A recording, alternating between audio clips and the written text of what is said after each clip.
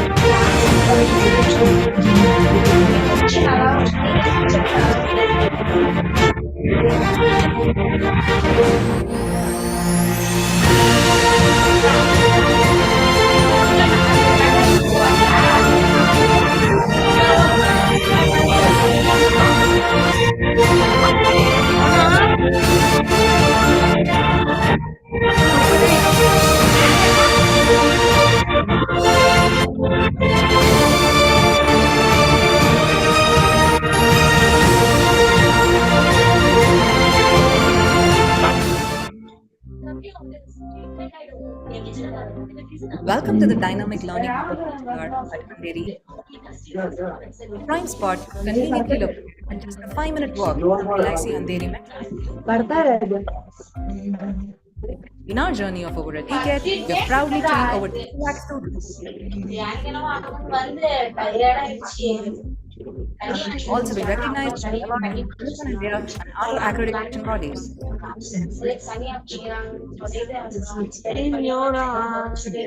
Experience learning like never before in our spacious and comfortable classrooms. High definition projectors and state-of-the-art acoustics in place, we ensure effective learning even to the farthest point in the room. The hybrid mode is a game changer as you can enjoy the benefits of a light classroom from the comfort of your home. Even if you happen to miss any classroom session, you can still attend the same session with the same trainer at the same time at your convenience, maintaining consistency in your learning progress.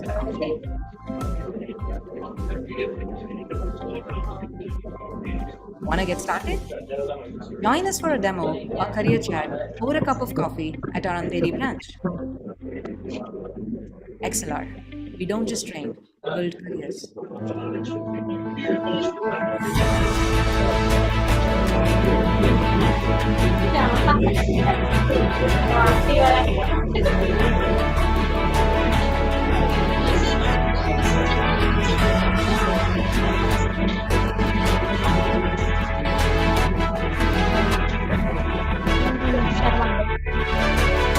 Yes, so the collaboration with XLR was an excellent one. We conducted a Power BI workshop with Advanced Excel over a span of 3 days. The workshop was almost 12 hours long in total. Mr. Karthik, who was an amazing trainer, helped the students understand the concepts deeply. I am sure that the students will be able to apply these concepts in their careers as well as their daily lives. The trainer, Mr. Karthik, was an excellent person where he explained in very detailed manner on how to give great insights using very complex data sets.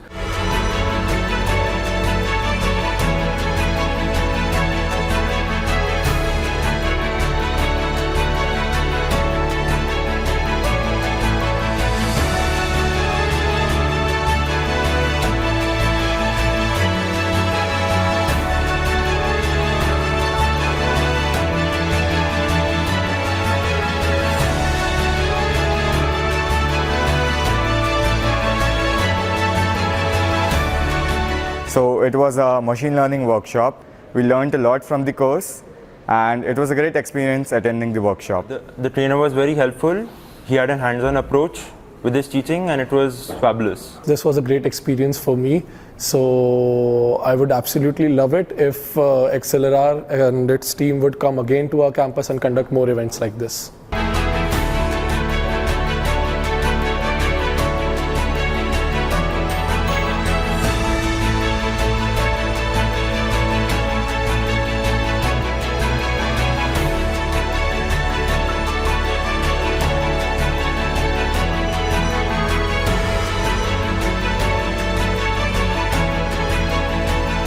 It was a great course and it started from basics and took me to a great extent. The experience of the workshop was really nice. The feedback from all the students was positive. They understood the concept. The workshop was also practical based with some questions. The experience with XLR was very smooth. They helped us in conducting the workshop smoothly right from the booking of the vendor and deciding the course till the distribution of certificates. In overall, this workshop was a success during our technical fest Atmos, and I thank XLR for being a part of it.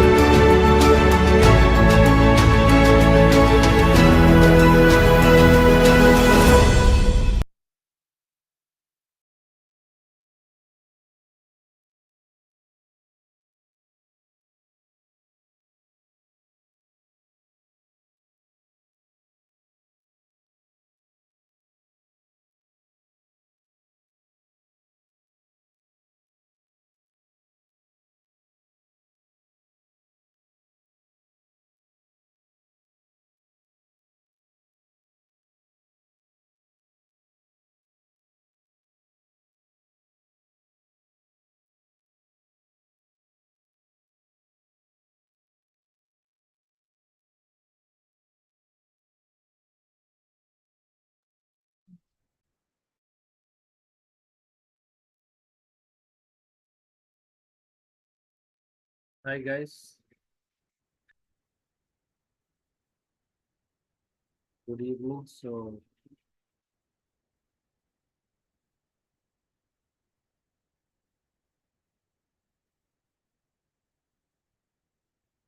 let's start. We had reached till this topics, right? So we finished with arrays. Okay, now very interesting.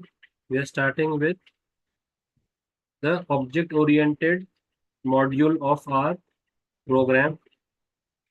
So the understanding of object-oriented concept should be very clear for freshers. So you will be asked a lot of questions on object-oriented concepts. So let me open up my paint screen to show you all.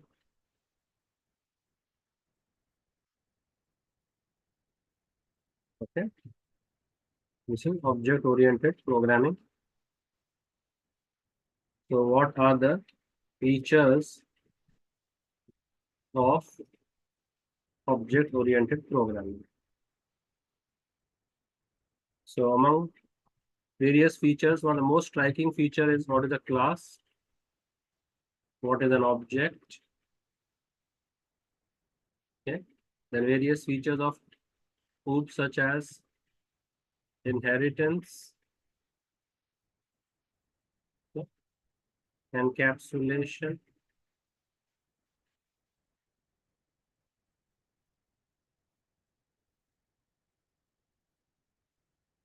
abstraction,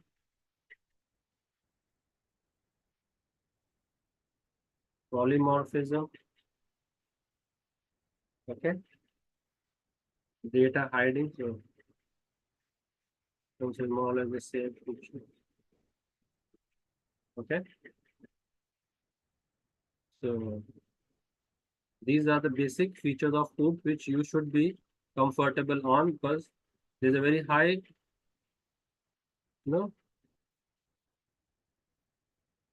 probability that the interviewer will ask you questions on these features. Very, very high. Abstraction and data hiding. Yeah, abstraction is like your abstract classes and interfaces. Data hiding, we can say, with the help of your access specifiers, private specifier. So let's start with what is a class. So you can say a class is a blueprint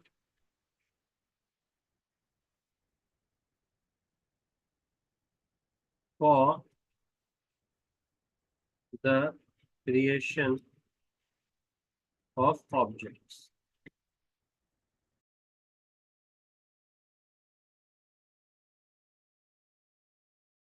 So the class is a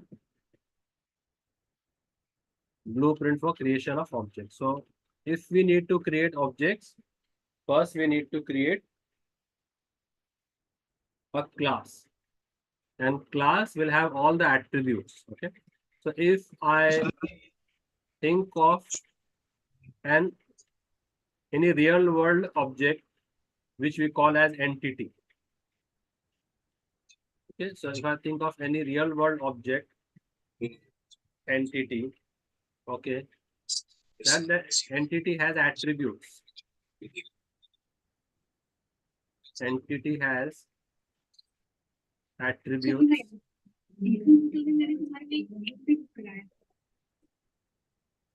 अब झूठ मत बोलिएगा कि आप नहीं थी वहां. Yes, please mute your.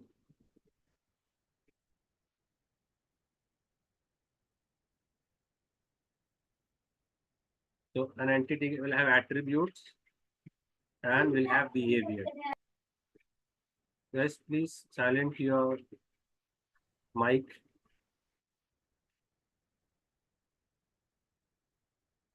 So an entity, so in the ovals, I have marked the attributes, and the diamonds, I am marking the behavior. Okay.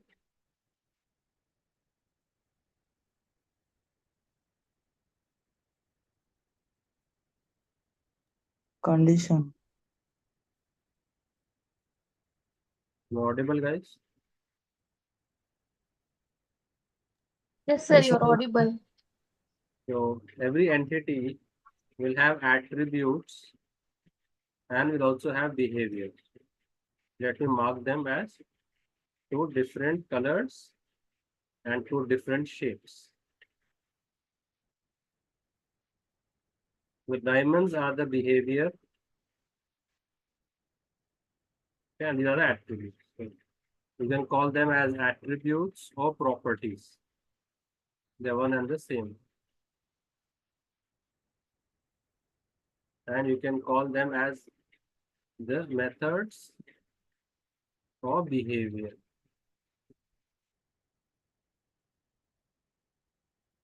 Now, if I take an entity, let's say mobile, or you can take any entity such as student. So what all attributes will a student have? So students will have roll number, will have student name, age, percentage, address, various other attributes also. And what all methods will a student have? So if I'm making an online college management system,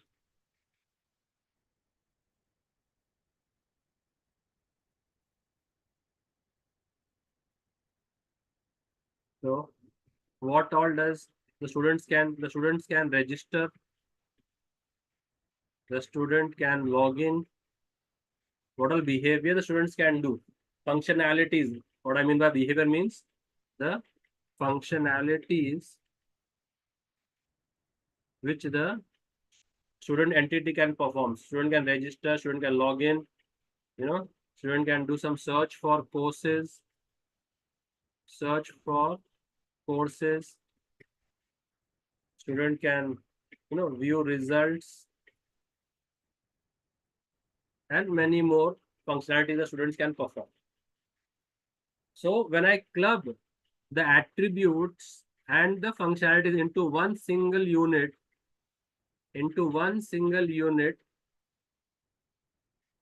this is called as a class. Okay, so this is also called as encapsulation. So this is called as a class. So class you can say is, or you can say encapsulation. You can say encapsulation. Okay, so let's me as I am.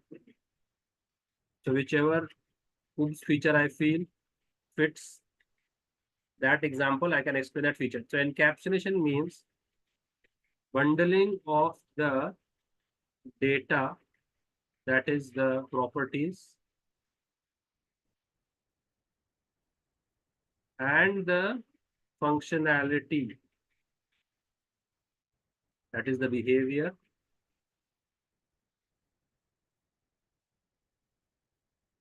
into a single unit called as class. So encapsulate, you put a capsule.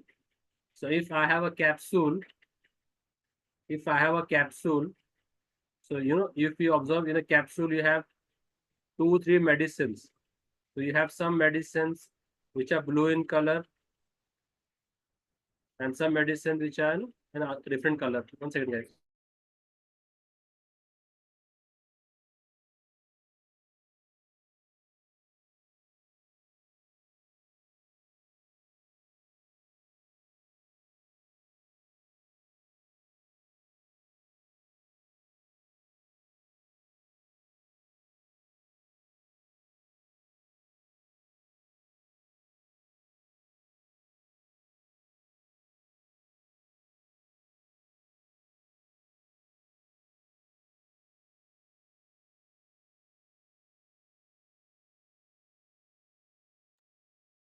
So you tend to have 2 medicines, and then they should be taken combined in that proper proportion. So what the pharmacists do, pharmaceutical companies, they put it into a capsule. So bundling of both these formula into one single unit. Okay, so medicine A and medicine B, both they are put into one single unit. That single unit is called as a capsule. So from that word capsule, they have called encapsulation. So what are we encapsulating in OOPS programming, guys?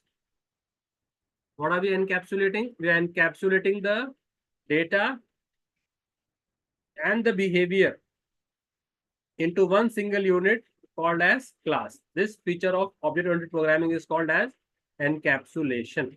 Okay. Yes, you can also call as behavior as methods also. So in Java, we can call the behavior as methods also.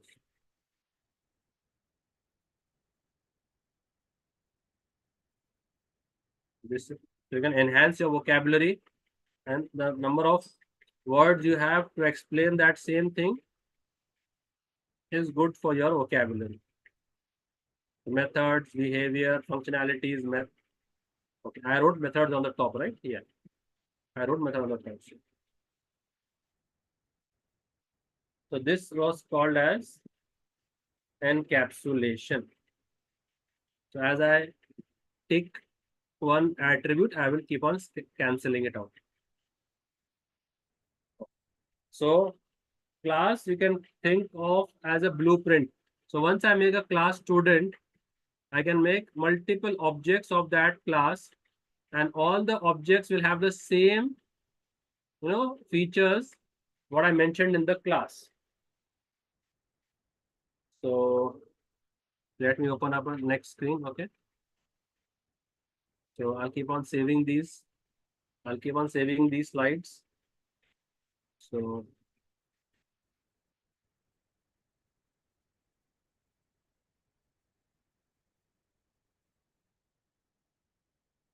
today is which day? Today is our day 7, right?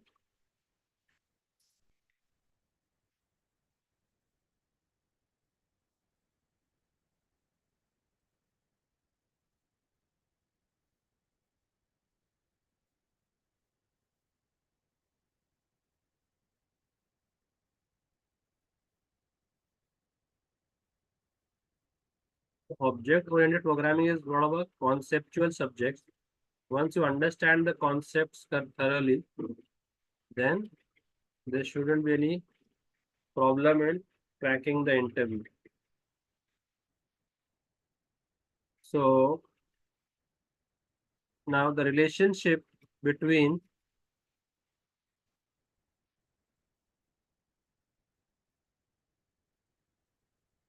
class and object is one-to-many. The relationship between encapsulation is the bundling of the data and the method into one single unit called as class. So how the pharmaceutical companies, they put two medicines into one single capsule because these two medicines need to be consumed together. So these two are put into one single capsule. Similarly, I will put the data and the methods which will operate on this data into one single unit called as class, that is called as encapsulation. Bundling of the data, that is the properties, and the functionality, that is the behavior, into a single unit called as class. This is called as encapsulation. Okay, relationship between a class and object is 1:many. Okay, so let's say a person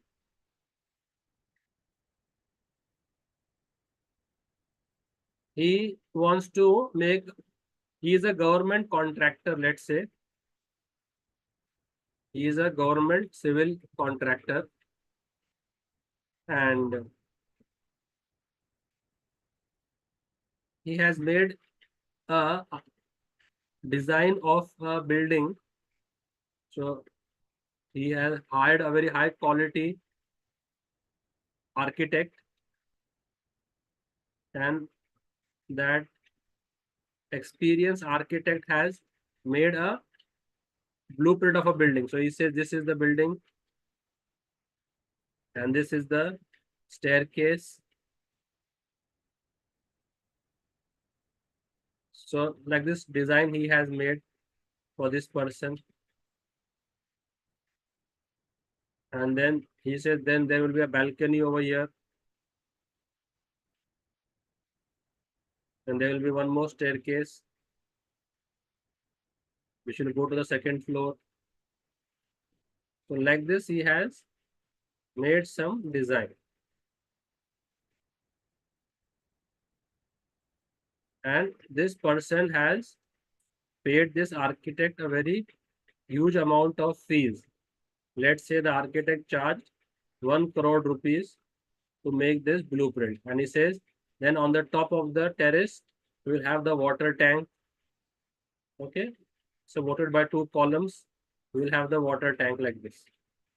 So this sort of architecture he has made for the building, and the contractor paid him, let's say 1 crore rupees. And now this plan was made in 2014. Okay, this plan was made in 2014. So is it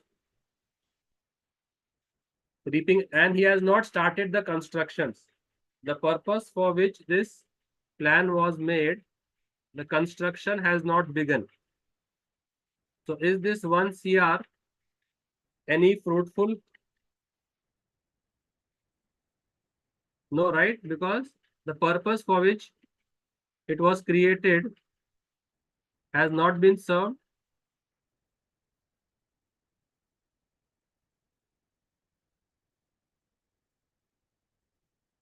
Okay, and then in 2024, this person gets a contract for constructing railway quarters. Okay. Railway quarters, he gets the contract.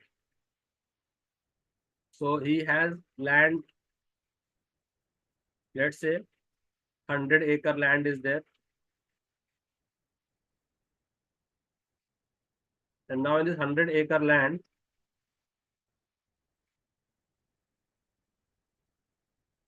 in 1 acre, I can construct 1 building. So in 1 acre, we can make 1 building. So like this, how many buildings can he make now? How many buildings can he make, guys? Using his blueprint. No, the land is limited, no, 100 acres. So how many buildings can he make?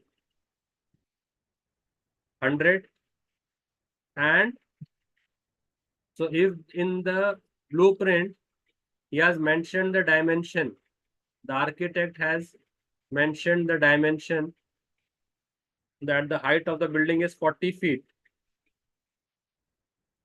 Now, is this paper on which the blueprint is made 40 feet, or the actual building which will be made on the ground, that will be 40 feet?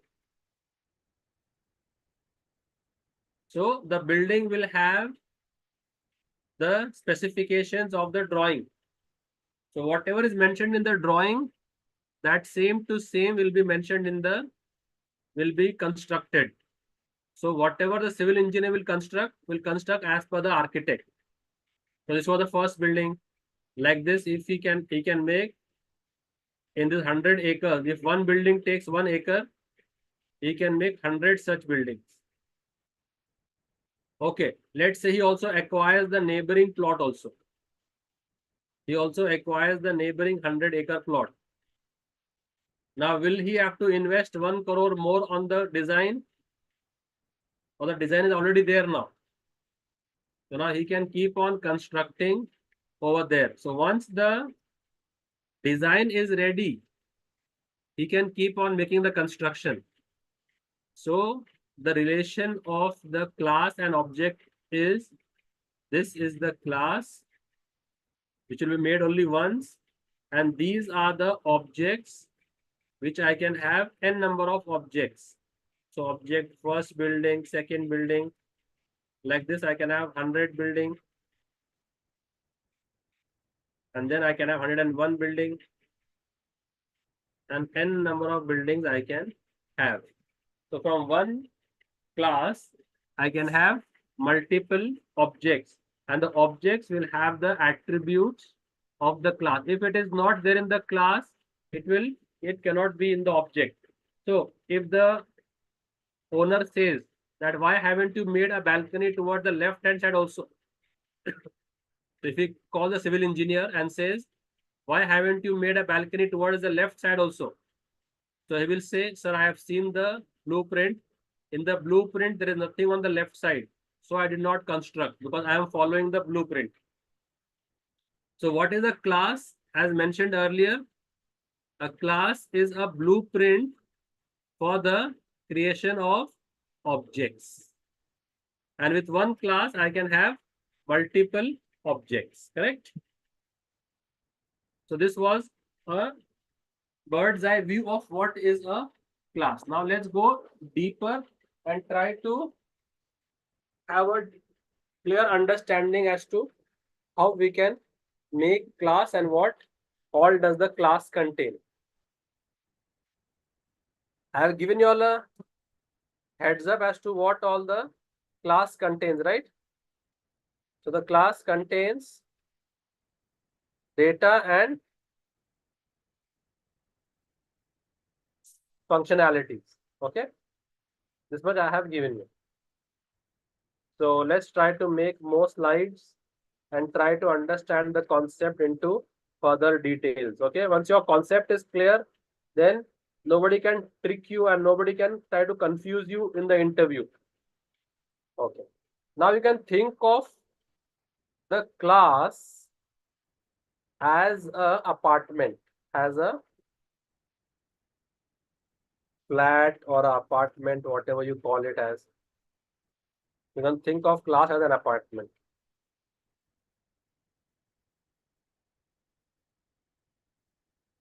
Okay, and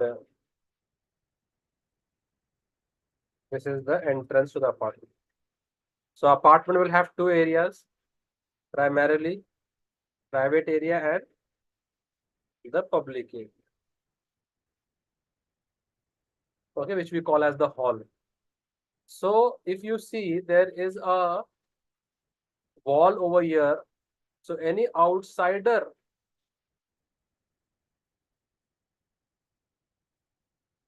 does not have, now this is the catch, okay, direct access to the private data. So by outsider, I mean outsider method. By outsider, I means in regards to OOPS programming, when I say outsider methods.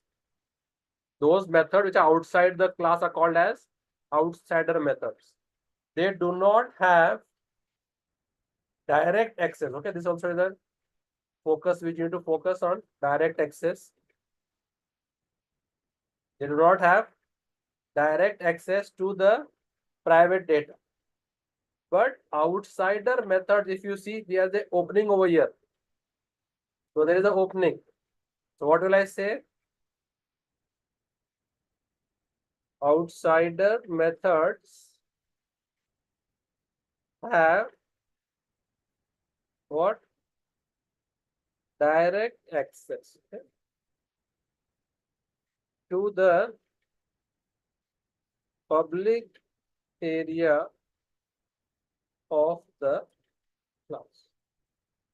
So if there is an outsider function, he has direct access. Outsider function does have a direct access to the public area of the class because there is an opening over here.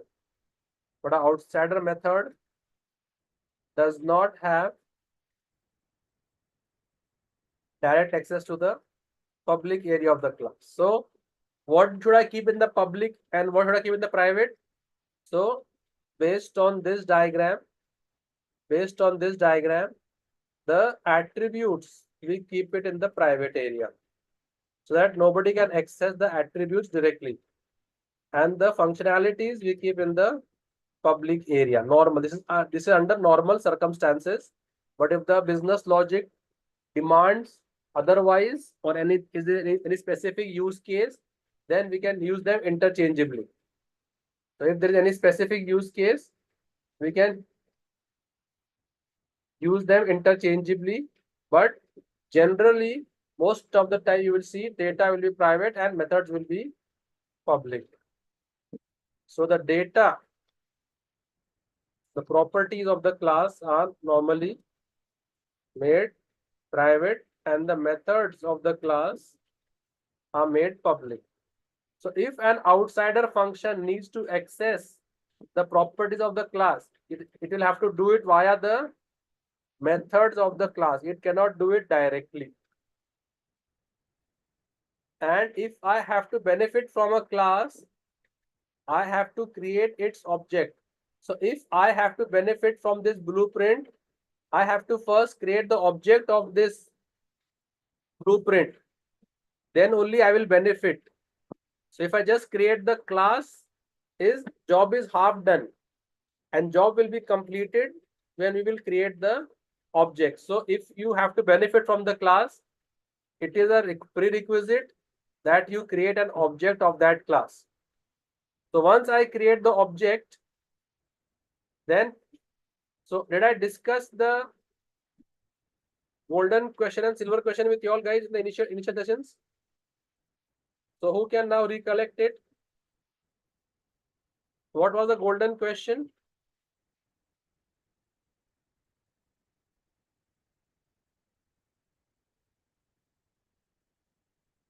Golden question is, why do we create a class?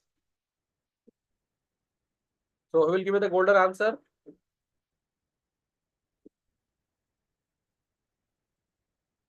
Who will give me the golden answer, guys?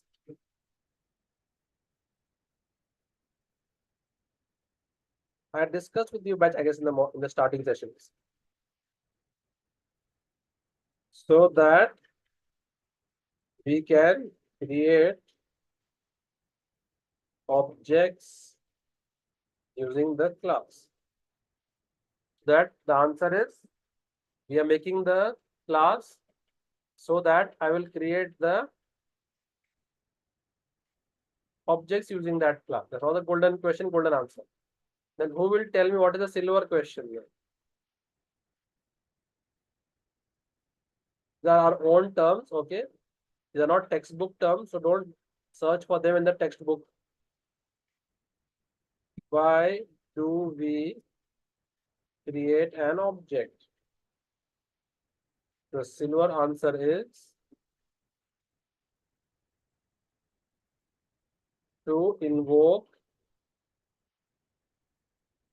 the methods of the class. So if I want to invoke the method of the class, I will require the object. Okay, once I create the object, can I access anything? Once I create the object, can I access anything of the class? Does it permit me to access anything? So once I have the object, means I can access anything of the class. Okay, so here I will give you all one more analogy. Try to understand this. Okay, in Mumbai, there's a very famous residential complex by the name Antilia. Okay, so this is Antilia, very famous residential complex. So let's say Antilia. Who stays over here? In Antilia. Is the residents of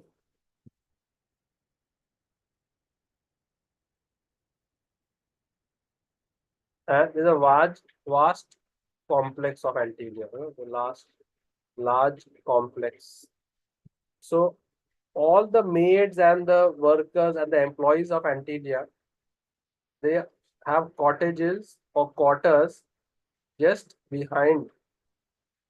Okay, so this is the quarter of the driver or the maid.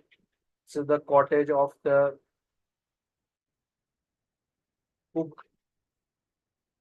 Okay, this is the of all the employees, the security guard, they all stay inside in different quarters. So let's say this is the quarter of the driver, and on some floor, let's say on some floor here is the bedroom of Ambani. Oh, right. So one fine night, two kids are born in this complex.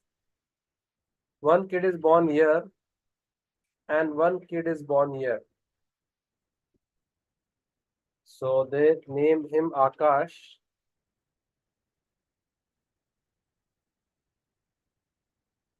Okay. And they name him Raju.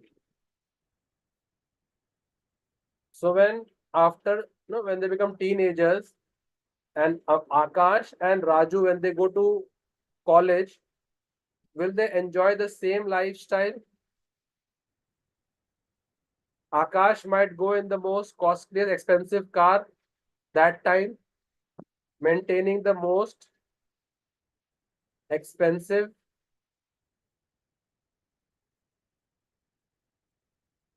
mobile phone and accessories, and Raju might use public transport and a very simple mobile. Okay, as Raju's father is a driver, so initial 2-3 stories of Antilia will be the parking room. So initial 1-2 level of the building will only be parking. And after the parking, there will be a reception. Okay. After the parking, there will be a reception.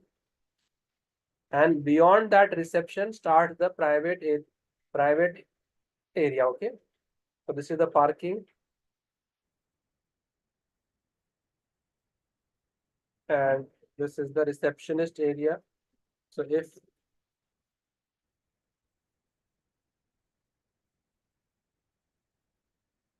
these two are the public. So the workers can access this part of Antilia. But beyond this Antilia is only for the family members. So beyond this level is only for the family members, and the employees cannot enter over there. Okay. So Raju's father is a driver. One fine day he comes with the car and says, I am tired. Please park this car. And there is a briefcase inside the car. Please hand it over to the receptionist. So Raju can come and park this car in the parking. Raju can take the briefcase and go and give it to the receptionist. But can Raju go beyond the receptionist? No, right? Because he has a restriction. Because he was born outside this complex of Antilia, this structure. If Ambani's had a twin that day, and if Raju, let's say, was the twin of Akash, now where was Raju born? Inside. So he would enjoy the same privilege as what Akash is enjoying. So we have to first check where the object is created. Just by creating the object doesn't guarantee us that it will be allowed to access the entire part of the class. You have to check where the object is created. if the object is created inside the class, it has access to private and public both. It has access to, Akash has access to both the areas, public and private.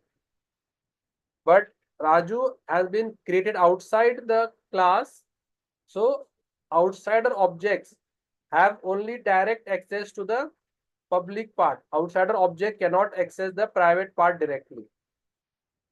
So let me show a practical of this now. So I'll go to SRC. Is my Eclipse invisible to you all? Let me know. So I'll make a new package called as day.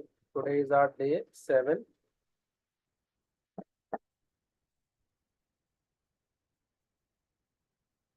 And let's say I make a class called as student. Okay, so today we'll do the object-oriented part. We'll start. So now what all attributes are there for the students? So I will say private, integer, roll number. Roll number is non-decimal, so integer. Private string, S name, and private double percentage. Okay. And let's say this is the student class. Let's say it has a function called void function1.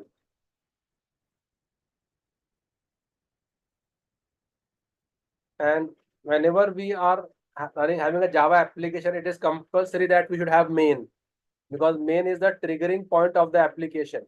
So every Java application compulsory should have main. So for main, we'll make a separate class. Always remember, for main, make a separate class and call that class as a driver app. Call that class as a driver app. In the driver app, you put the main. So now I have two methods. I have function1 also as a method, and I have main also as a method. So how many methods do I have now? I have two methods now. Okay. I have function1 as a method.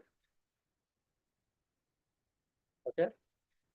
And I have public static void main also as a method. I have two methods. Okay. Function1 and public static void main. Where is, okay, now I make a object of the class. What is the syntax to make an object of the class? No, the program will not trigger without main. If you are not having main, so see, if I do a right click over here and try to say run as, it will not give me any option. Run as Java application. Run as Java application will only come when there is a main method. So if I right click over here and run as, it will give me. See. So application cannot run without main. Main has to be there. So now I have two functions, function1 and public static void main. Okay. So now I go and make a object of the student class saying student Akash is new student. So this is the syntax to create an object in Java. Syntax to create an object in Java. What is it? What is it? Class name, object name equals to new keyword and class. So here, class name, object name equal to new keyword and class. This is the syntax to create an object. So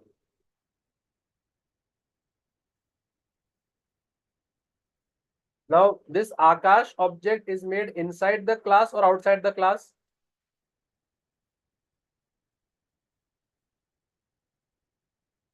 Okay, and let's say if I have, and functions are made public, okay, functions we will make as public.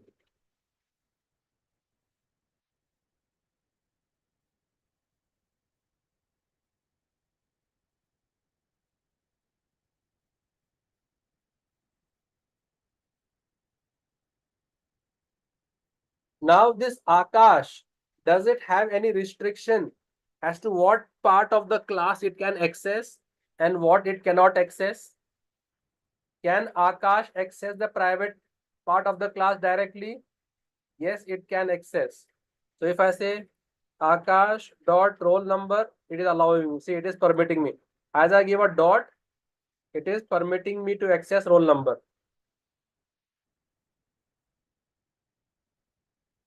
Akash dot name.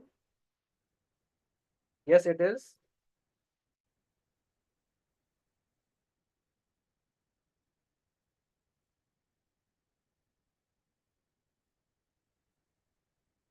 And percentage also.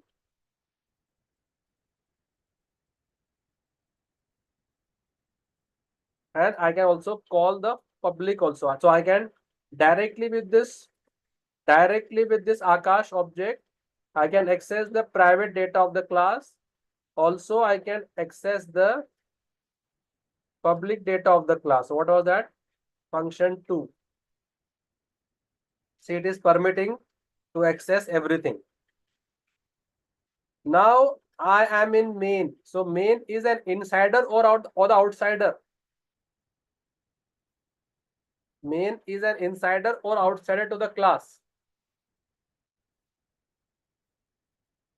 To the class student. I am talking with regards to the class student. With regards to the class student, the main method is an insider or outsider. No, Gulshan. With regards to the main method. With regard to the student class. Not with regard to the application. I am saying with regards to the main method. With regard to the student class. With regards to the student class, what is main, insider or outsider?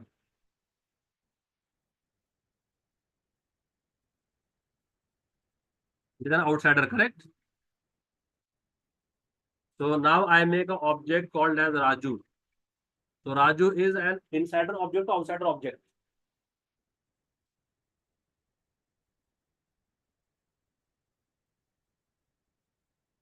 Then how will I make the Raju object? How will I make the Raju object? Class name, object name equals to new class, right?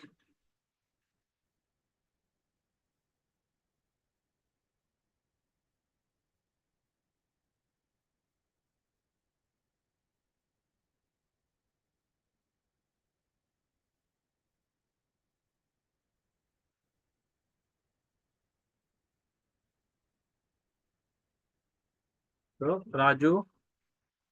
Now this is outsider, correct? So now Raju is my outsider object, right? With regard to the class student.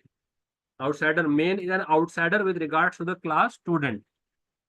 Now with this Raju, what all can I access directly of the student class? Can I access the private data directly? Does Raju have access to the private area of Antilia directly? Can Raju directly go to Ambani's? If Ambani is, having tea in his cafeteria, can Raju go to the cafeteria and hand over the briefcase to Ambani? No, right? Raju has a restriction. As he is an outsider, he only has access to the public area. So can I access? No, right?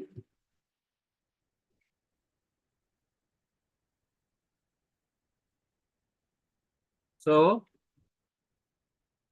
if I try to write over here, Raju dot. See, it is not giving me any options of the So what was that? Roll number. See, as I type R, it is not giving me the option. And if I write also, it will not allow me. See, if I take the mouse, it will say not visible. What will it say? Is node number is not visible. Why is it not visible? Because it is private and Raju is an outsider object. So outsider objects. So fall back to this diagram. Fall back to this diagram. Outsider methods only have, they do not have direct access to the private data of the private part of the class. They only have access to the public part of the class. So now if with Raju, can I call function? Can I call function 1? Can I call function with 1 with Raju? Can I call function 2? Yes, because they are public, right? So if I try to call function 2 with Raju, will it allow me? Raju dot function 2. Will it allow me? Yes, see, it is allow. So it is only showing me the public part. So now if I run the application, if I run the app, run from the main always. So the output will only be, I made an object. See, why do we create a class? The golden question, to create its object. So I made the object. Then silver question, why did I create an object? So that using this object, I can call the functions of the class. So if I run this code, it will just call the function 2 and it will display me high on the screen. It will display me high on the screen. See, it is displaying me high on the screen. Are you all getting it, guys? Private data, public data, and how to differentiate between that. So this is called as data hiding. So now for Raju, if I do Raju dot, is it able to see the private data of the class? See, Raju is only able to see the public data, public part of the class. Is Raju able to see the public private data of the class? No. So by using the private access specifier, we can hide the data. So that is called as data hiding. So which using the access specifiers. So what we can use over here? The access. So here, see, private is 0. So using private access specifier, I can hide the data from the outside world and they cannot directly access it. This is called as data hiding. Okay. Class also, you all know what is a class. Object also, I showed you what is an object. So these attributes we have studied till now. So now what if an outsider wants to have access to the private data of the class? So let me explain you with another analogy. So let's say there is a chief minister. Okay. So chief minister is the chief minister lives a very private life, or is he a lot in the public? Can normal civilians go and shake hands and interact with the chief minister whenever they want? Or the chief minister is very secured and lot of high security is provided to the chief minister? What do you all say? Or any Tom, Dick and Harry can go and meet him? So this is, so what should I write over here? Private or public? So very limited access. Very limited people can have access to the chief minister. So he is having a private, right? But as he is the chief minister, he is the government servant. So he needs to help the people. He is there elected by the civilians. So if any civilian is having any grievance and having any complaint, he will go and complain to the chief minister's office. So what the chief minister does is, he has hired 2 personal assistants. he has hired 2 personal assistants, one to provide the data to the chief minister and one to take the data from the chief minister. So input and output. So one PA will give information to the chief minister and one PA will take from the chief minister and give it to the civilians like this. Okay. So chief minister has 2 personal assistants. So if a civilian, a citizen is having any grievances, he will come with his application, whatever application he has made, and he will give it to the green secretary that this is my application. There is light meter needs to be put in this area, blah blah blah. He will give it to the secretary. This secretary, does he have access to the CM? So he will pass on the request to the chief minister. The chief minister will process the request, and whatever reply is there, the chief minister will give it to this secretary and he will give it to the civilian, right? Simple process. So there are 2 counter, in counter and out counter. So at which counter will the citizens go and submit their request, and from which counter will they take the reply? And these 2 PAs are public, right? They interact with the public. They are not private. So these are public figures. So this person is providing to the CM. So this is your set CM. And this will take the application. And this is the get CM. This will return the application. So whenever someone comes, it will give the application back to them. So like this, for every private data, we have 2 methods, getter and setter. The set method is used to write, and the get method is used to read.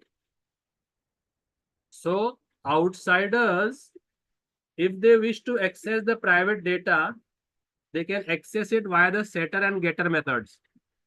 So if an outsider wants to write anything, it can call the setter method and write the data. That data will be written to the private data. And if it wants to read, it can call the getter method and it can read. The getter method will read from the, so as these are part of the class,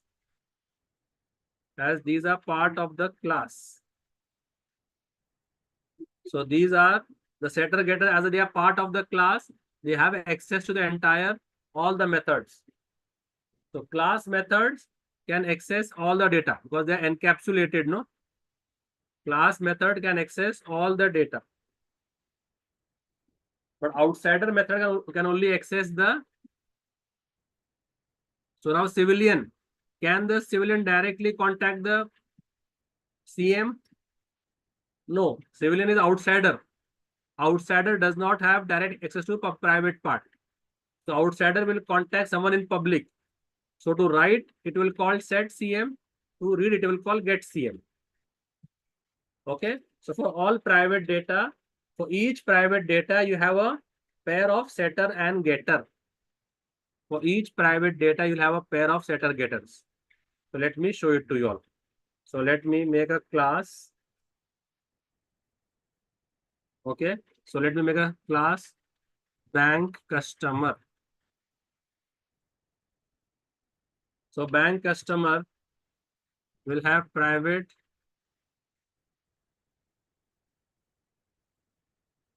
double balance.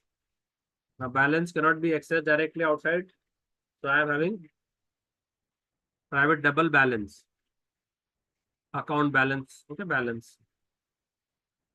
Now, if I want an outsider to read and write the balance, so if I come here and I make a new class, because for always, for the main, you always make a new class. So I make a new class called bank driver and I finish.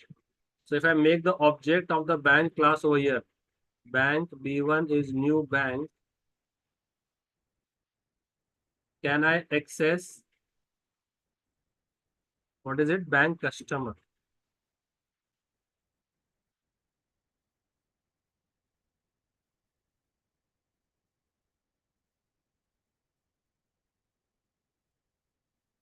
Now with this B1,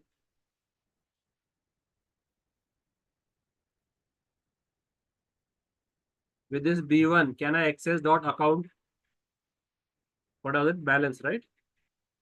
Can I access balance? With B1, I can access account. Can I access balance? No, right?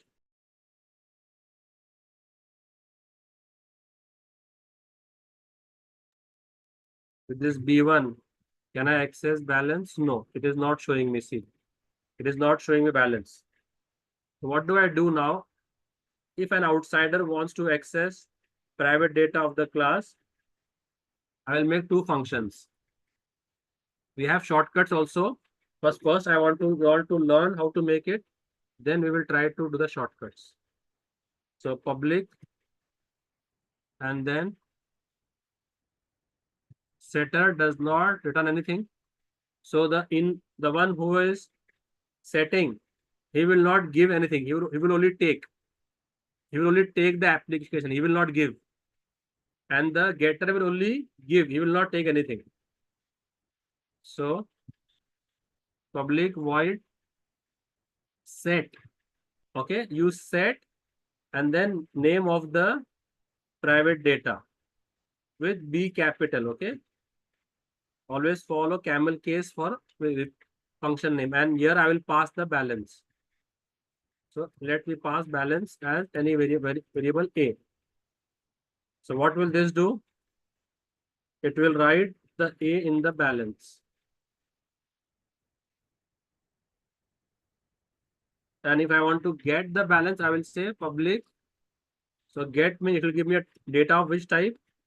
Double type. And get for which type?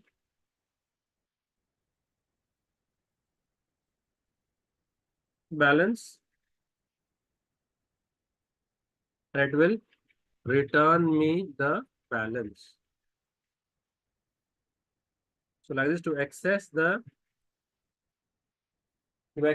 private data, we have setter getter method. So now what I can do is, with this B1, if I want to set any value, I can say B1 dot set balance 5,000 and sys out, and B1 dot get balance if I want to display the balance. If I want to display the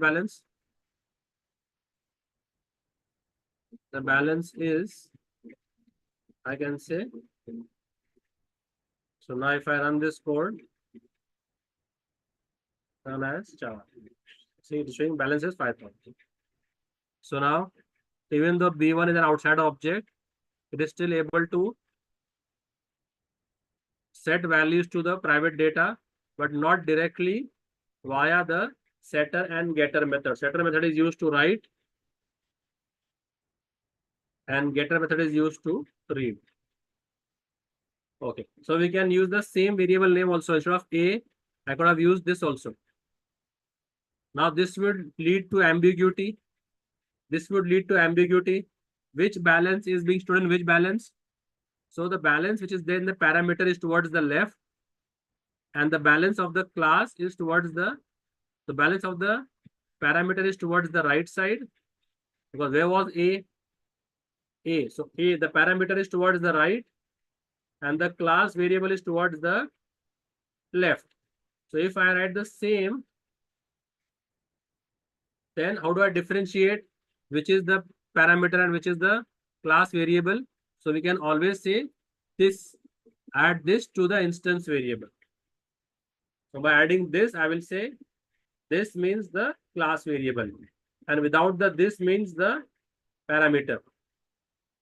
Similarly, you can use this over here also. So let's now run the code, and you will see it will work the same. Okay, no changes at all. So this is more professional. So now if I have one more private data, private, let's say string password, so that user has a password, as he is an online customer, he has a password. So who will help me with the setter getter for this? Come on. Just use the same template which I have shown on the screen. Come on.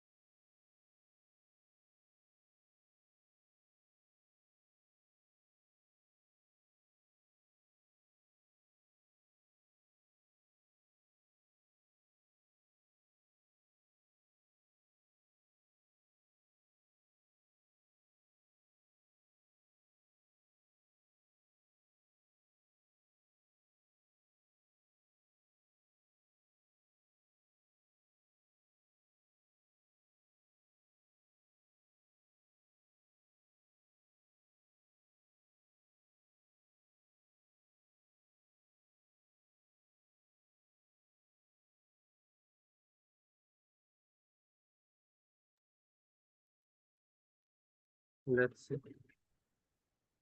Public void password. No password. Set password, Akash. Always use the set and then the property name. So if you're making setter for password, set password, get password with a capital P. With a capital P. Yeah, Rayyan has done it. Void set password, string password.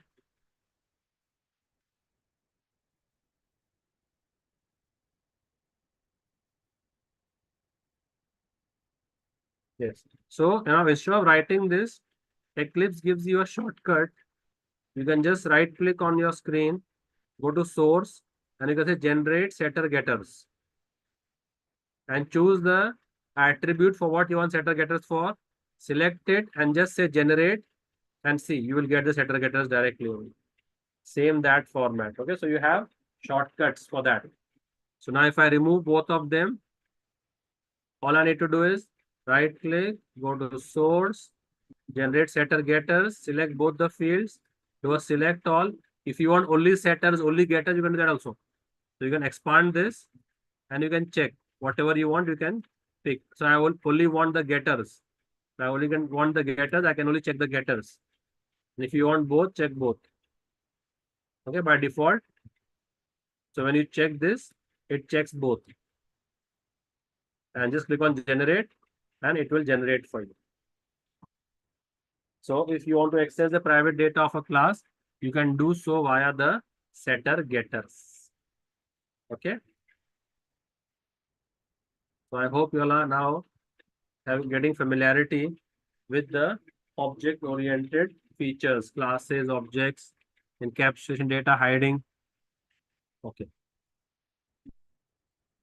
Just give me a 5 minutes breather, guys. I'll be back, and then we'll continue with the other features and do some programming on the other features.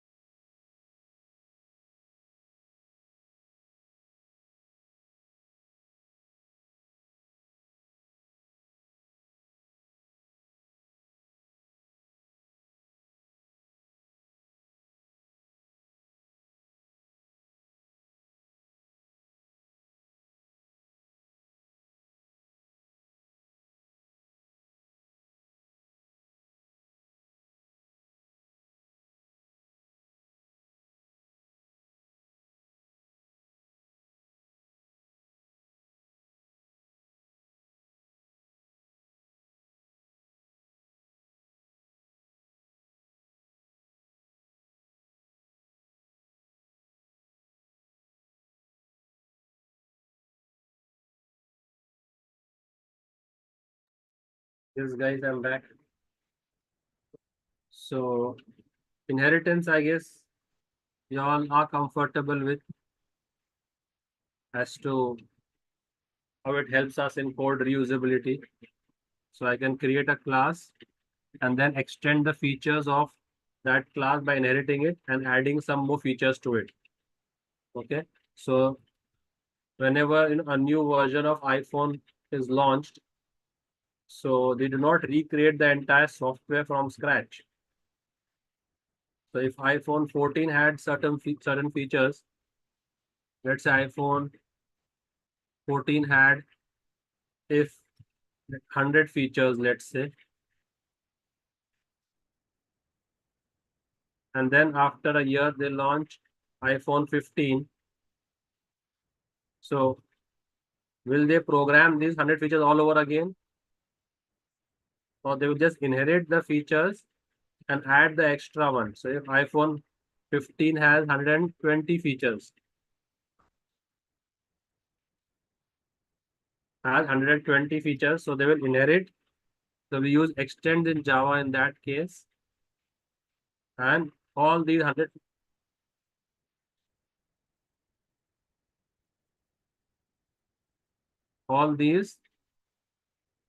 features gets inherited, plus they add some 20 features more to it, and they launch the product. So whatever existing code can be reused. So reusability. Code reusability. That is what your inheritance does for you. So we can extend a class and reuse its code. Okay. So let's take some examples of inheritance. So let's say if I have a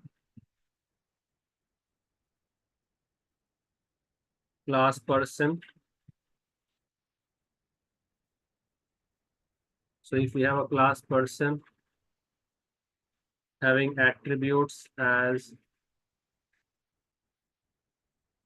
private, okay. Now private data will not be inherited, guys. Okay. Now private data will not be inherited. So whenever you are studying inheritance, it's very necessary that we understand the access specifiers. Okay.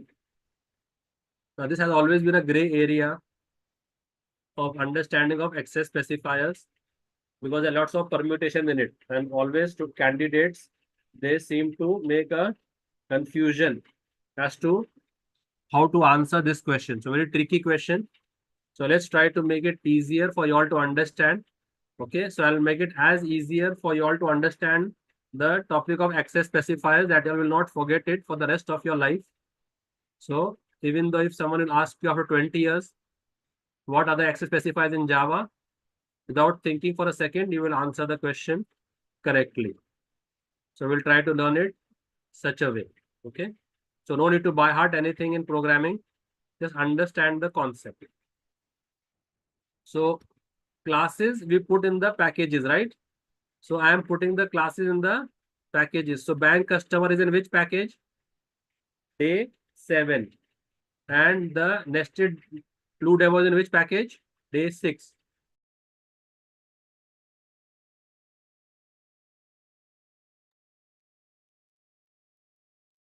So classes are kept in the packages. So in one class you can have many. In one package you can have many classes. Okay. If I need to use a class outside the package, I should import it.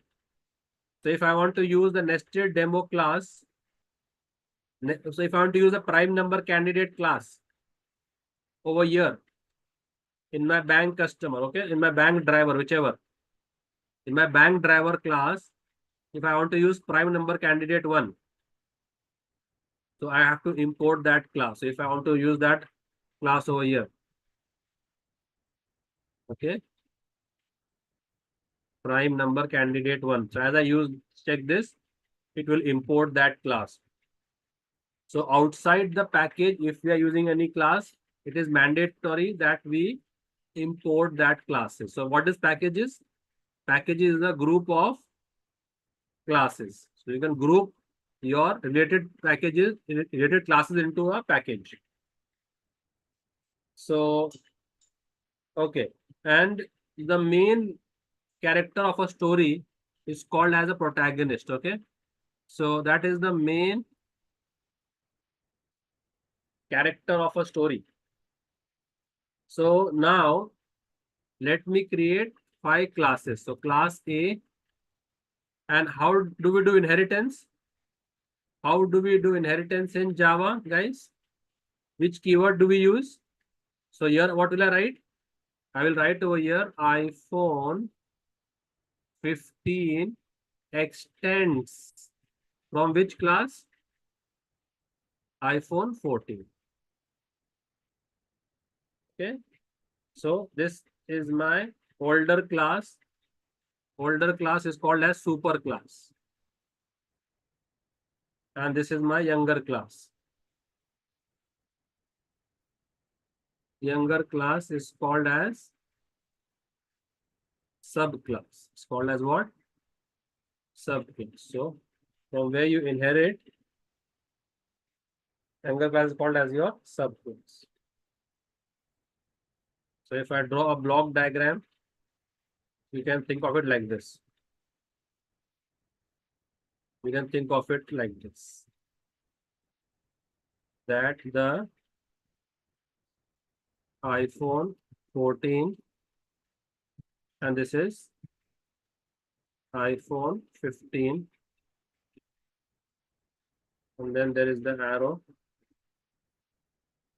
So this arrow is the extends. This arrow is the extends. So who is extending from whom? iPhone 15 is extending from iPhone 14. So iPhone 14 is the super class.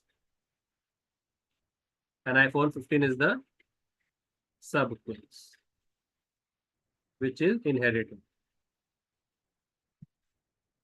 Okay. So now class A. And now class A has the data. Class A, let's say, has some data.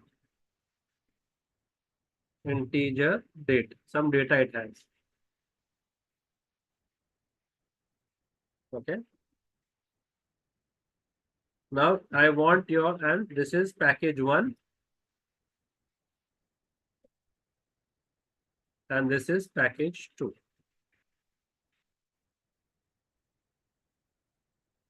So I have class B, which extends from class A.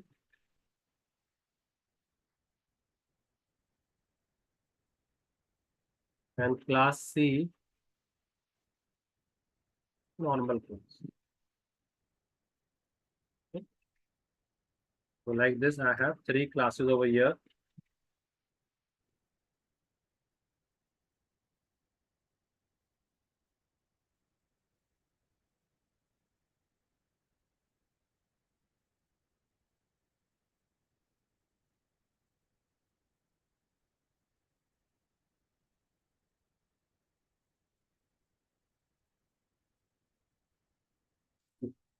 So how many classes do we have?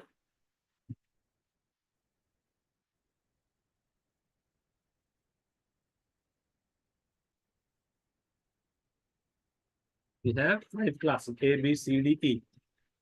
So which class contains the data? Class A. So now the class A is the protagonist. Now what is the relation of class A with class A? So you can say it is the same class. It is the same class. Now what is the relation of class B with class A? Who can tell me? What is the relation of class B with class A? So here you can say iPhone 15 is a subclass of iPhone 14. What we can say? iPhone 15 is a subclass of iPhone 14. Right? So what can we say over here? Okay, I'm looking for that extra keyword. You all are right. Akash is also right. Super and subclass. Tabish also is right. B is subclass of A. Abhishek also is right. B is subclass of A. So even D is subclass of A. What is the difference between B and D then now? See, we need to learn this concept in such a way that we become immovable and unshakable in the interview. Yeah, so instead of telling child class, Anantir, child class is acceptable in the Viva. So when we are giving a Viva of college, then using child class keyword is acceptable. But when you are giving interview, that time better go with super and sub keyword. So that add to your vocabulary. Okay, super keyword and sub keyword. So what is class B? Yes, Biswajit, class B is a subclass of A, and so is class D. So isn't there any difference between class B and class D? So how would you differentiate between class B and class D? Yes, class B is derived from class A, absolutely correct. B is private? No. Private you add to the data members, not to the class.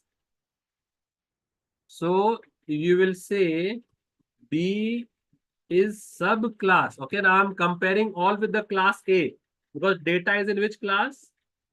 Data is in class A. So I'm comparing all the classes with the, so all the classes will be compared with class A. So B compared with class A.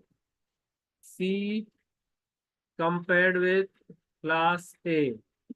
D compared with class A. And E also compared with class A. I'll compare all the classes with A. Because A is the protagonist. So we'll compare everything with. Yes, this is what I was expecting. In the same package. So what will you say now? B is subclass in, tell me, same package. I was expecting this keyword. It's a subclass, but subclass in same package. So now who can help me with C now? Who can help me with C now?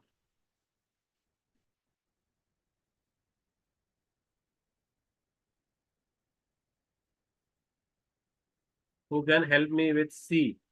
What is, how will you refer C to A?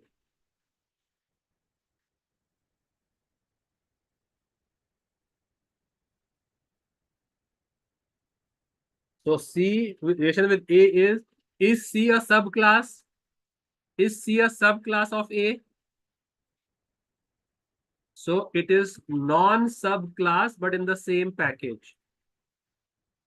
Non-subclass in same package. And now tell me, relation with D. This should be faster now. This should be faster. D with A. Who will tell me? Subclass and different package. Absolutely correct.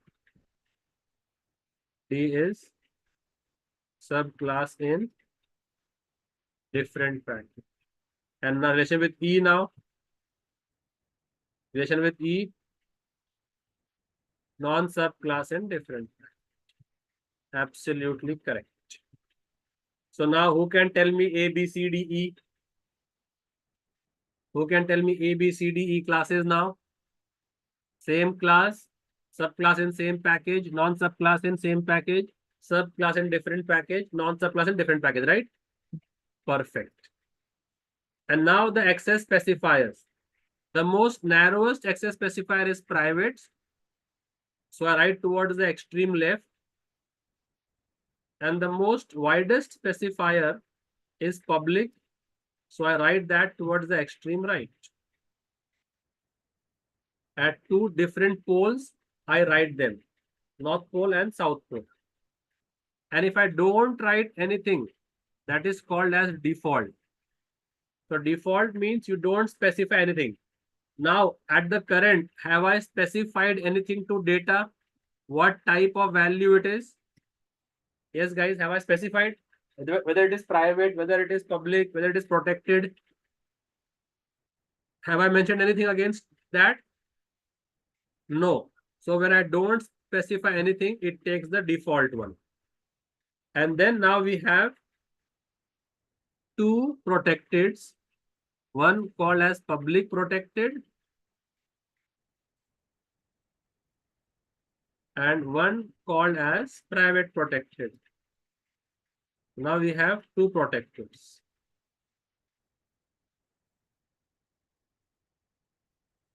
Public protected and private protected. Okay. So I hope you all are able to write the rows also A, B, C, D, E, and you all are able to write the columns also. Okay. So private, extreme, and public. In the middle, default. Against private, private protected. Against besides public, public protected. Okay. So this. And now just take a marker and keep on adding the ticks. So if I make that data as private, it will be accessible only within the same class. So if I make this data as private integer A, where all can it be accessed? It can be accessed by methods of this class A only. And methods of class B, C, D, E cannot access it. If I make it private protected, it can be accessed by methods of the same class and by methods of the class which is inheriting it but in the same package. So class A and B only. If I do not write anything and keep it blank, then it becomes a default. And default in Java is package level. That variable can be accessed by all the classes in that package, irrespective they are subclass or not. So now data can be accessed by all the classes in the same package directly. So this is the default of Java, package level. And if I make it public protected, it can be accessed by all the classes in the same package, and outside the package only the subclasses. Outside the package only the subclasses can access it. And if I make it public, it becomes universal and it can be accessed directly from anywhere. I hope we have understood and there is no more confusion about access specifiers going forward in our life in terms of Java. And this is there for most of the OOPS programming languages. So what they have done is, now there is nothing called as private protected. So this specifier is not there. So I scratch this off, and the only protected one is the public one. So you can eliminate the public. So this is the only protected one. This is the last thing which we need to study.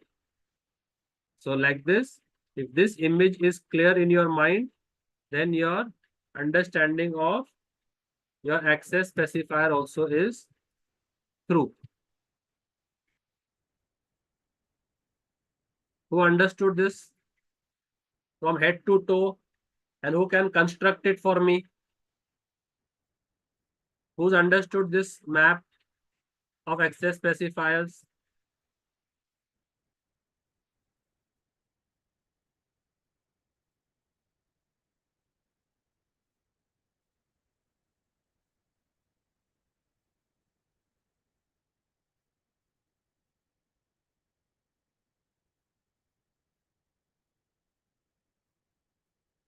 With crystal clarity.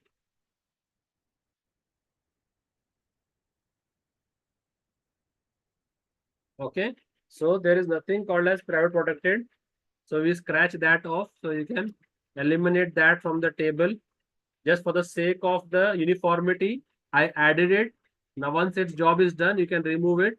And this becomes your 4 access specifiers in Java we have. So what are the 4 access specifiers in Java we are having? Who will tell me?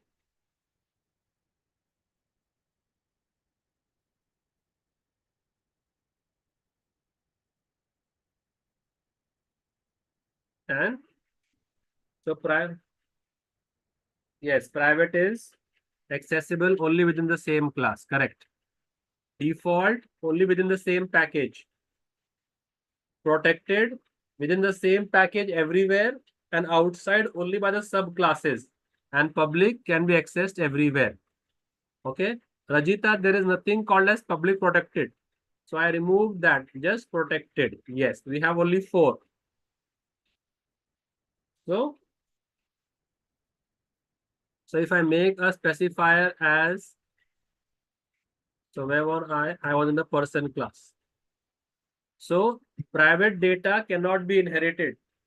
Private data is restricted only to that class in which it is created. It cannot be inherited. So if I make a private integer, okay, let's say long value, let's say long and Aadhaar number.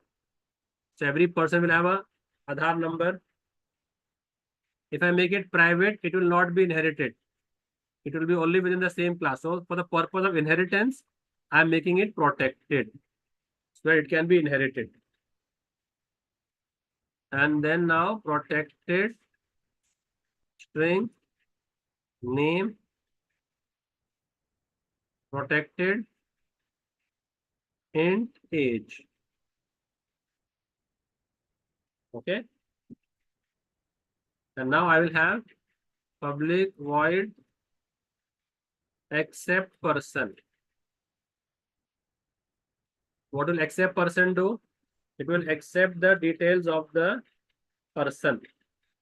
So I'll have a scanner class over here.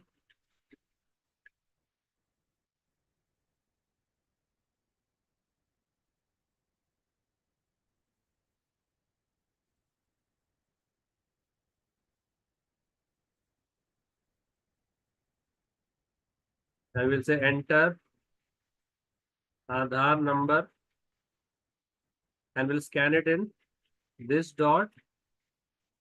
Aadhaar number equals to sc dot next long.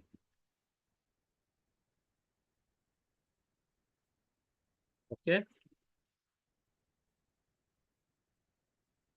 Similarly, we will say enter name.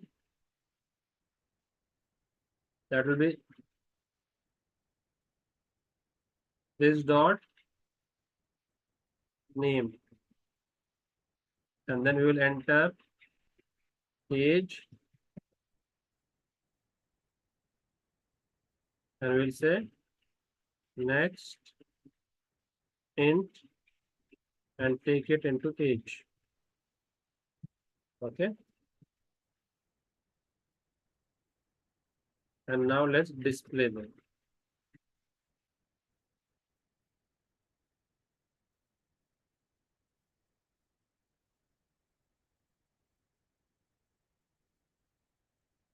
So we can say Aadhaar number is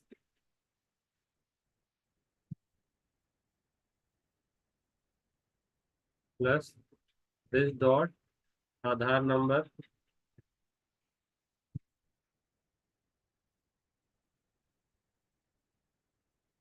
and you can say name is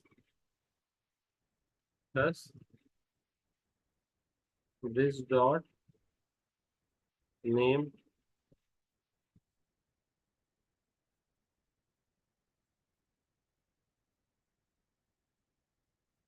age is plus this dot age.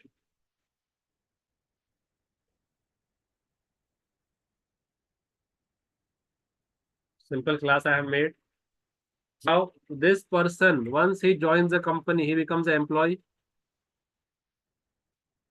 So I'll make a new class called as employee.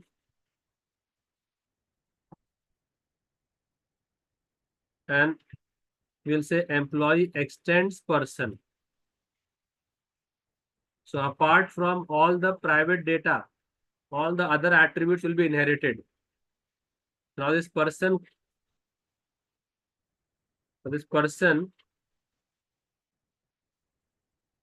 apart from the, so all can be inherited because only private data is not inheritable.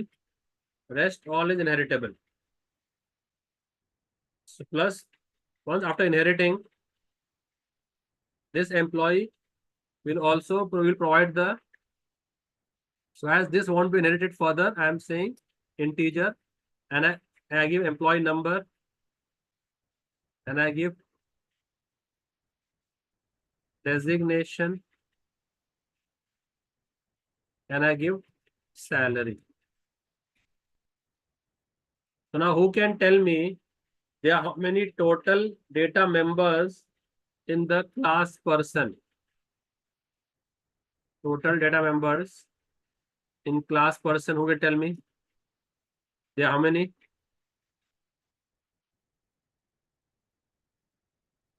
There are 3. And who can tell me there are how many total methods in the class person?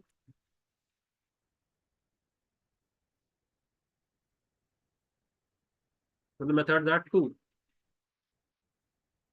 And now the same question I will ask over here.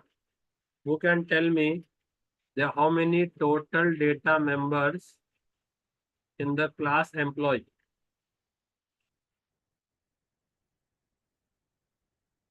Total. I am asking total, Abhishek. It has 3 of its own, and it has inherited 3 also. Gulshan. It has 3 of its own. It has inherited 3 also. So total how many? So if the son has $50 million and has inherited $50 million from the father, so total how many he has? 6, right?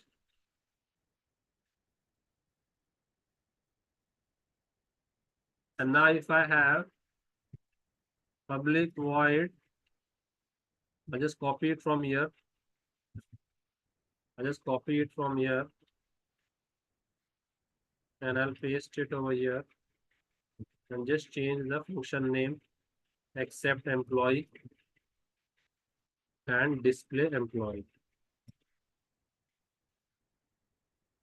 And I'll ask for enter employee number.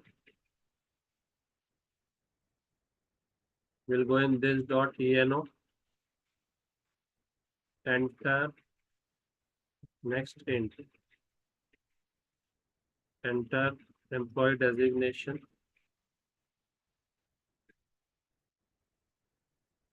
We'll go in this dot ESG and enter employee salary. We'll go in this dot sal, but that is a double.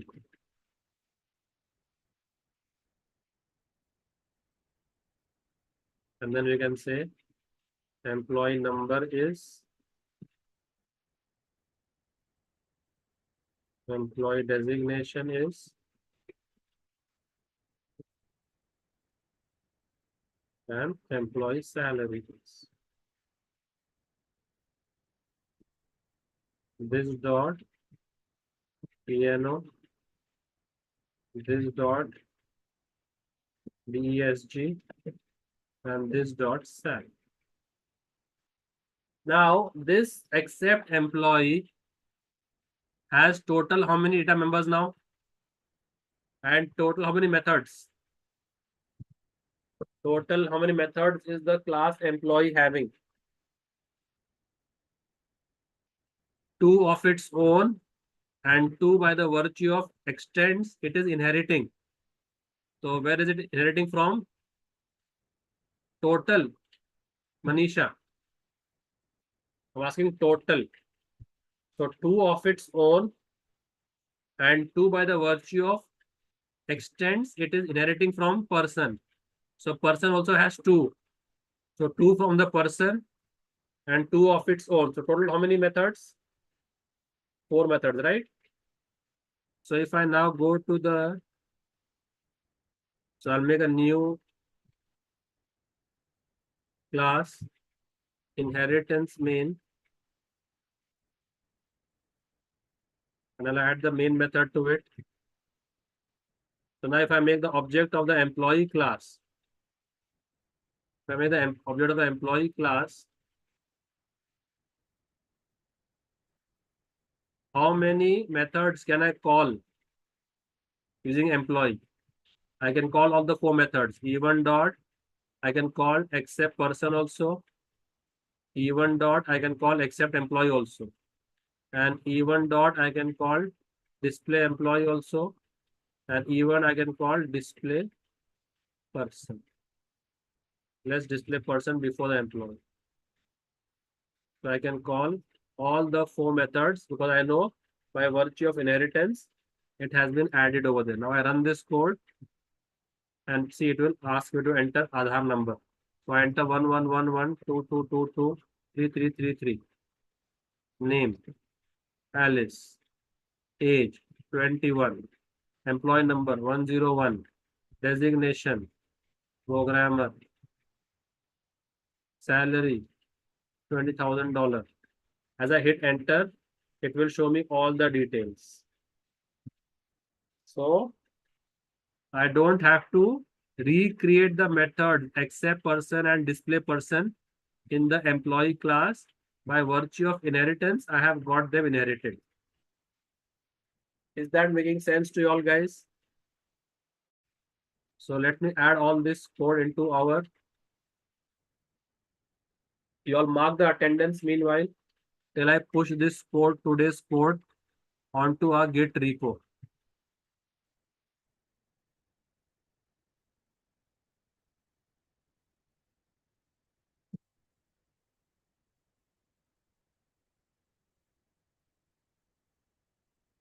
If anyone having any issues, can put the question on the chat.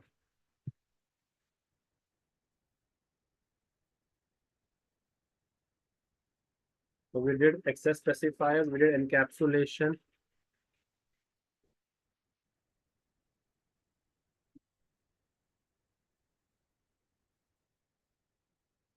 Getter setters we did.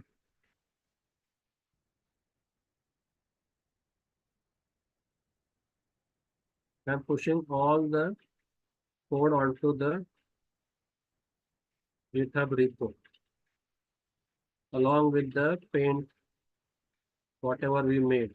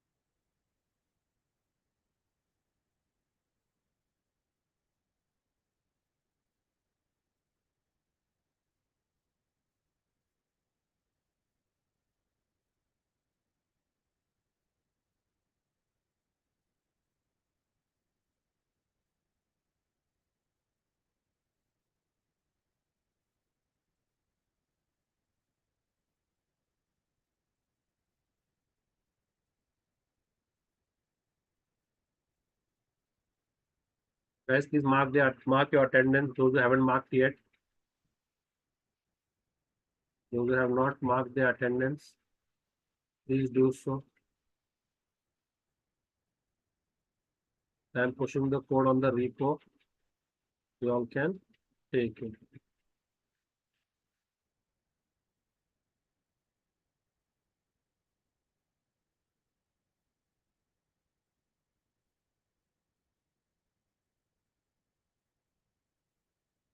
Setter getters we use so that we can access the private data of the class, because we cannot access the private data of the class directly.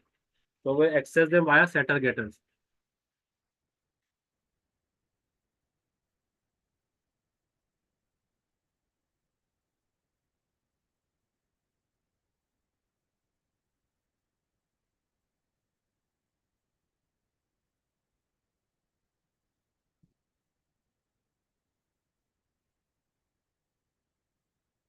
So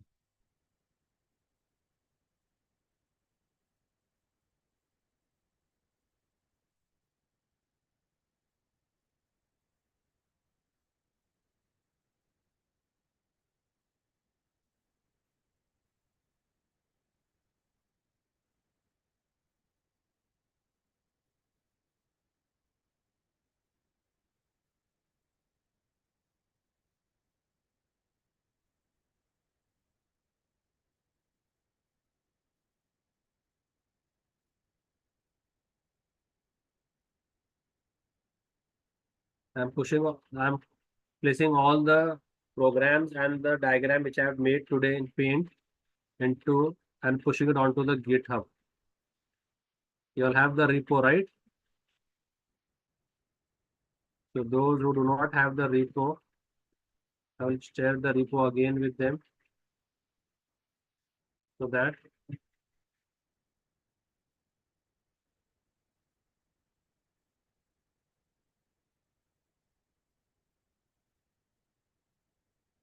all the codes and all the notes you will get over here.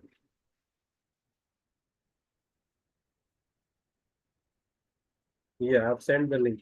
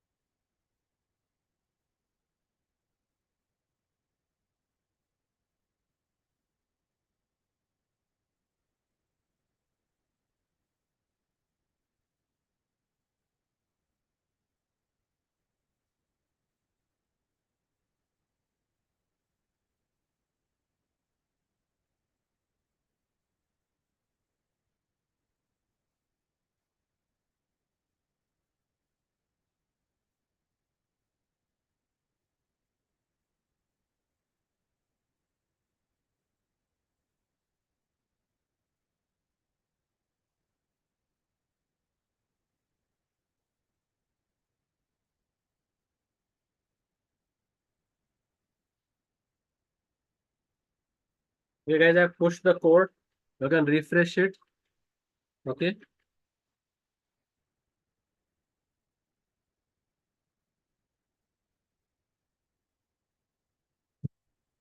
See you all then tomorrow. Take care. Bye. Coordinator is there. Yeah, Sushmita, yeah, you talk yeah, to. yes. Yes, sir, yes, sir. You can wind up the session, sir. Thank you. Okay, thank you. So students, again, I'm sharing the attendance link. We'll wait for 2 minutes. If you have missed to mark out the attendance, kindly mark your attendance and then you can drop the session.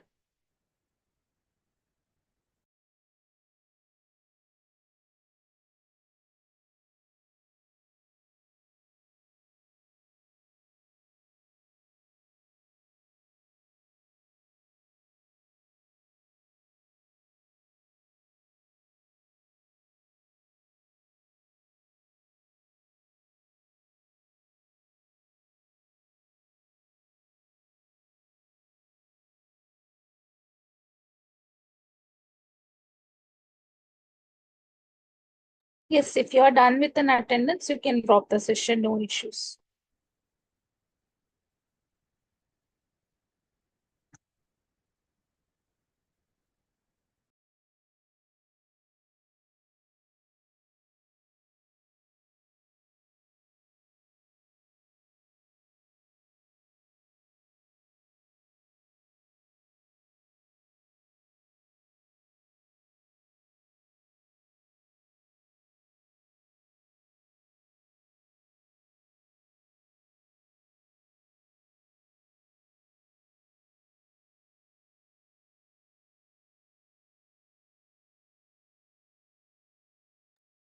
So when you mark your attendance, make sure that you are marking your attendance with the same mail ID.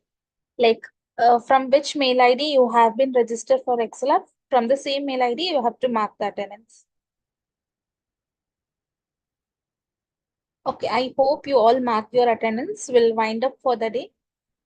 So thank you all. We'll meet again by tomorrow. Good night all.